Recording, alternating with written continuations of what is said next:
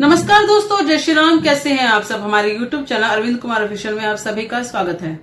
हमारे धर्म के अंदर हमेशा से बताया जाता है कि आप लोगों का सहारा बने, हमेशा उनका साथ दें, अच्छाई करें, कभी भी बुरे कार्य ना करें।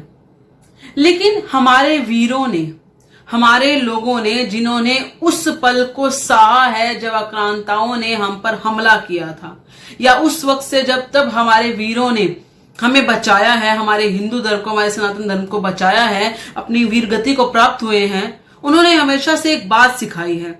उन्होंने साफ कहा है कि अच्छाई उतनी ही करें कि आपको किसी की जरूरत ना पड़े, आपको किसी का सहारा लेने की आवश्यकता ना पड़े। परंतु आज के सेकुलर हिंदूज ये चीज शायद भूल गए हैं, इसीलिए बहुत जगह पर वो अच्छाइयां करते हैं लेकिन बदले में उनको बुराइयां ही मिलती हैं, बदले में उनके साथ धोखा ही होता है। मैं सेकुलर हिंदू की बात इसलिए कर रही हूं क्योंकि मेरे पास जो उदाहरण आया है या जो घटना मैं आपको बताने जा रही हूं वो इसी पर आधारित है। उस सेकुलर हिंदू ने किसी की मदद की, लेकिन उस मदद के बदले में उसको क्या मिला ये आप जान लीजिए। आप सब जब भी अपना घर किसी को किराए पर दें तो बहुत ही सोच समझ कर दें, उसके पूरे डॉक्यूमेंट्स देख करके उनका बैकग्राउंड पता करें कि वो कैसे लोग हैं, वो अच्छे हैं बुरे हैं। ऐसे ही किसी को भी थमा नहीं देना चाहिए। मैं बात कर रही हूं एक लड़के की जिसका नाम है सम्राट। ये एमपी का रहने वाला है। इसने सोशल मीडिया पर अपनी एक वीडियो जारी की है जिसमें साफ उसने बताया है कि मैं किस किस तरह से एक महिला के कारण परेशान हो रहा हूं। ये कहता है कुछ समय पहले मैंने एक सुरेखा पाल नाम की महिला को अपना मकान किराए पर दिया। मकान मतलब एक कमरा किराए पर दिया, लेकिन कुछ कारणों के चलते उस पत्नी का अपने पति के साथ झगड़ा होना शुरू हो गया। हो सकता है कि उस पत्नी ने उस पति पर इल्जाम लगाए हों, कुछ भी कारण रहा हो, वो पति उसका घर छोड़कर चला गया और वो पत्नी अकेले उस घर में रहने लगी। बाद में इस बंदे का बताना है, इस व्यक्ति का बताना है कि वो सुरेखा नाम की व्यक्ति किसी लड़के के संपर्क में आई, और वो जो जिस लड़के के संपर्क में आई वो अदर कम्युनिटी से था, जिसका नाम था पप्पे पठान। ये सुरेखा नाम की व्यक्ति जो महिला है, ये पप्पे पठान नाम के व्यक्ति के साथ संपर्क में आई। संपर्क में आने के बाद इन दोनों के अंदर कुछ जो भी तालमेल बैठा था, उस वजह से इन लोगों ने उस घर पर कब्जा करने की कोशिश की, और कोशिश भी इस तरीके से कि वह पहले इस व्यक्ति के घर का एक कमरा तोड़ा गया, उस कमरे का ताला तोड़ा गया, उस कमरे का ताला तोड़ के उस कमरे को कब्जाया गया। उसके बाद धीरे धीरे 3 और कमरों पर कब्जा कर लिया गया, यानी कि उसका जो फर्स्ट फ्लोर था घर का वो पूरा की पूरा ये कब्जा कर बैठे हुए हैं।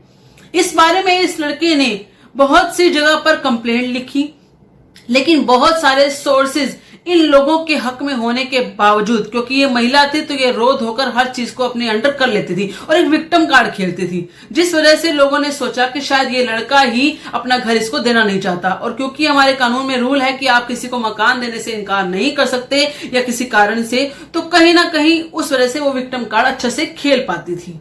अब होता ये है 2017 के अंदर ये व्यक्ति उस महिला के खिलाफ कार्रवाई करता है और उसको कंप्लेंट दर्ज करवाता है, लेकिन उस पर किसी भी तरह की कोई कार्रवाई वापस नहीं आती। वो कंप्लेंट लिखी तो गई थी, लेकिन उसके बाद उसके ऊपर कोई कार्रवाई नहीं होती।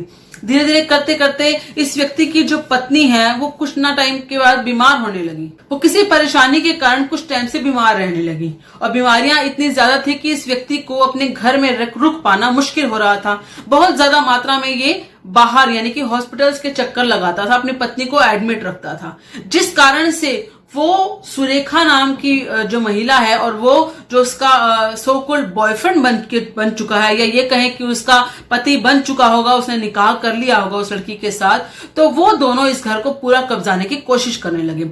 जब इस व्यक्ति ने उनको रोकने की कोशिश की, उनको घर से निकालने की कोशिश की, तो उसका जो सो कॉल्ड पति है, या ये कहें कि पति नहीं है, या जो भी रिश्ता है इन दोनों के बीच में, वो अपनी नंगी तलवारें दिखा दिखाकर इसको मारने की धमकी देने लगा। वो व्यक्ति कहता कि मैं तुम्हारी हत्या कर दूंगा, तुम्हारे बच्चों की हत्या कर दूंगा। इस कारण से ये व्यक्ति बार बार घबरा जाता था, लेकिन फिर भी बिना डरे हुए इसने बहुत बार कंप्लेंट करने की कोशिश की। अब होता ये है कि इस व्यक्ति का जो घर है वो कुछ ना कुछ स्मगलर्स का घर बन जाता है। वहां पर जुआ खेला जाता है, वहां पर तस्करी की जाती है, वहां पर शराब की लेन देन भी होता है और बहुत तरह के वहां पर कई ऐप्स चलते हैं जहां पर लोगों को जुआ खिलाया जाता है। इस तरह से वहां पर गाली गलौच भी की जाती है, बहुत ज्यादा मात्रा में झगड़ा भी होता है। तो ये सब देख देखकर ये व्यक्ति परेशान हो गया। इस वजह से इसने वहां पर जो वहां के कानून मंत्री हैं उनसे हेल्प मांगी है। वहां के अधिकारियों का यही कहना है कि हम इस व्यक्ति की पूरी तरह से मदद कर रहे हैं। इस संदर्भ में पूरी की पूरी जानकारी ली जा रही है और इसका संज्ञान लिया जा चुका है। इस व्यक्ति की जिस भी तरीके से मदद हो सकेगी वो मदद की जाएगी। आप सबका इस बारे में क्या कहना है, कृपया करके अपने विचार कमेंट में जरूर बताइएगा। इस वीडियो को लाइक और शेयर जरूर कीजिएगा। धन्यवाद।